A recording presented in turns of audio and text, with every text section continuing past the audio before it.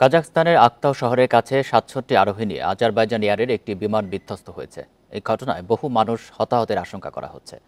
এ বিষয়ে জানাতে বার্তাকক্ষ থেকে আমাদের সঙ্গে যোগ দিচ্ছেন সহকর্মী জোবায়ের হোসাইন। জোবায়ের, বিমান বিধ্বস্তের বিষয়ে কি জানা গেল, আর বিমানটি রাশিয়ার কোথায় যাচ্ছিল? আশরাফ, আপনি জানেন যে আমরা কিছুক্ষণ আগে একটি সংবাদ পাই যে আজারবাইজানের বাকু থেকে রাশিয়ার গ্রোজনি শহরের উদ্দেশ্যে একটি বিমান যাচ্ছিল। ওই বিমানে যাত্রী ছিল প্রায় ৬৭ জন এবং ক্রু ছিল ৫ জন।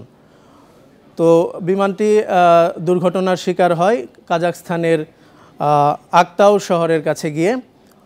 তো প্রাথমিকভাবে ধারণা করা হচ্ছে ঘন কুয়াশার কারণে এই দুর্ঘটনা ঘটেছে।